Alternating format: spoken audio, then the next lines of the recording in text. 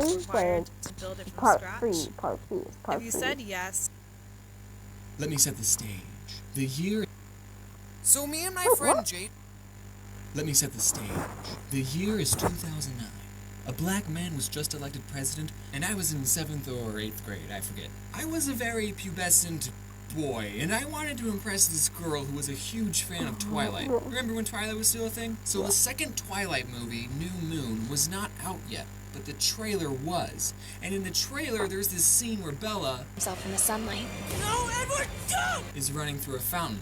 So with my hormone-filled brain, I decided to draw this girl a comic about New Moon to impress her. And little did I know that would be the very first comic that would start a long chain of events that led to where I am today. That's actually not true. The very first comic I drew was this fan-made Garfield comic that I did when I was like 9. This was the Garfield comic that came out when I was born. Okay, back to Twilight. So I had to do some deep digging, but I found it. The very first comic that I'm counting as doing. Let me read it to you.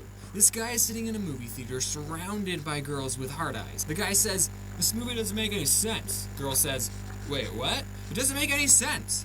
How? Well, first off, why doesn't Bella just call Edward? He has a cell phone. Call him about what? Are you even watching the movie? Well, I'm watching Robert Pattinson's Shirtless, which I have been informed our Pats is not the person people were watching shirtless. It was actually this fellow. So then the girl says, "Look, there he goes!" Ah! He's about to go in the sun. Why is Bella running through a fountain? So that was the end of the comic. So I showed it to this girl, and she was obviously swooning. So later I get bored in class, and I decide to redraw that Twilight comic and show it to my friends. Which, I actually lied to you, this is not the original comic, this is the redraw that I showed my friends. I gave the original comic to the girl. I don't know if she kept it. But if you're watching this, and you do have the original, can I have it back? You know who you are. So I get bored in class again, can you believe it? And I start doodling on my page, and I think, wouldn't it be funny if I drew, like, more comics? Like, what if I just made that my thing? So for the next 2.5 years, I start drawing 6 comics on one blank sheet of paper, 3 on each side. They were just little stick figures, and I kept every single page of them. And doing that really taught me a lot about the basics of making a comic.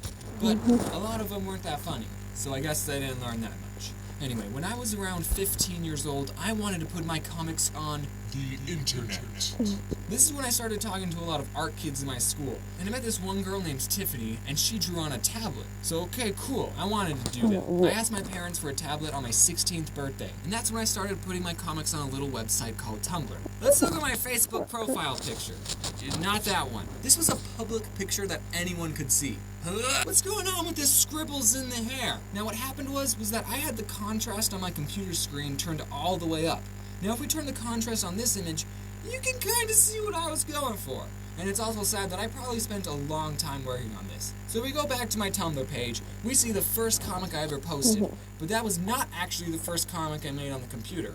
The first comic I made was like an introduction to all the characters. And at the end they would say, "Oh, we forgot the punchline." Yeah, so funny. But even back then, I realized that this first comic I made was going to be super important. A lot of times when I'm looking at other people's comics, I like to click first, to see how much they've improved. So I knew the importance of a first comic. It was going to be the one that everyone looks at. So I scrapped the introductory one, and me and my friend TJ were the only people to ever see it. And it's probably long ago. So I wanted my first comic to be good and funny. So I crapped out this one. Now here's a little tip for anyone starting a comic. Make sure it's readable. Okay, so Tumblr automatically resizes your picture into like this rectangle shape, which is why a lot of cartoonists on Tumblr post their comics vertically. I wish I could say, "Oh, I was like 12 when I made this, guys," but nope, I was 16. So, let me read this to you. I bet a lot of people who like this can't even read it. Okay, Arizona is always hot, but Oregon is always wet. See, look at that. I was talking about Arizona way back then. And I used to live there, in case you didn't know that. And we see Orange Shirt looking out the window, and it's supposed to be raining outside. So Orange Shirt says to Blue Shirt, "What's your favorite state?" Blue Shirt says, "Solid, but I think being a liquid could be fun." Never mind. Actually, now that I think about it, being a gas can have its perks. But as embarrassing as this picture was, look at the description I wrote. Hey everyone, I'm creating a webcomic. Boo! It's about a modern family with 3 sons. You see, with my stick figure comics I did on paper, I actually had characters with personalities, and I wanted to put them into the Odd Ones Out. There's Justin in the orange shirt, who's about 14 years old. Boo! Jake in the blue shirt, he's 11. He sucks! And the oldest is Kevin. He's not in this strip, but he'll appear in the next. Boo! This is terrible! Okay, here's what the character lineup was. We had a mom, who actually still looks a lot like my mom character today. Then the dad, not important. And then 3 kids, Jake, Justin, and Kevin. And each kid had a friend character. Braxton, Max, and Anthony. I don't know what it was. We had a mom, who actually still looks a lot like my mom character today. Then the dad, not important. And then 3 kids, Jake, Justin, and Kevin. And each kid had a friend character. Braxton, Max, and Anthony. I don't know if I ever said their names in the... Okay, sorry guys. Technical difficulties. Alright.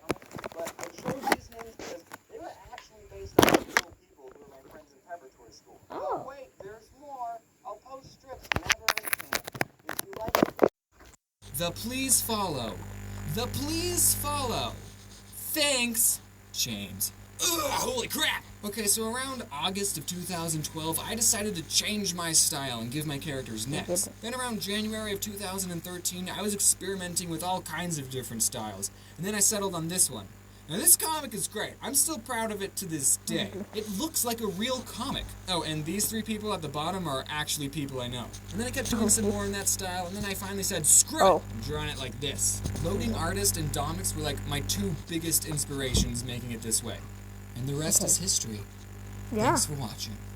Well, that sucks. So I'm just gonna get this out of the way. Anyways, guys, this is it. Bye.